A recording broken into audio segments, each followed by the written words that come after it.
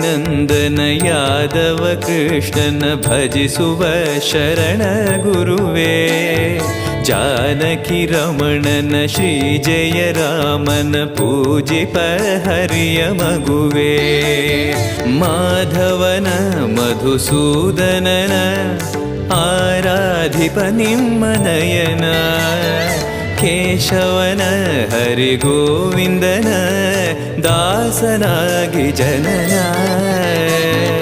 ಪೂಜ್ಯಾಯ ರಾಘವೇಂದ್ರಾಯ ಸತ್ಯಧರ್ಮರತಾಯ ಚ ಭಜತಾಂ ಕಲ್ಪವೃಕ್ಷಾಯ ನಮತಾಂ ಕಾಮಧೇನವೇ.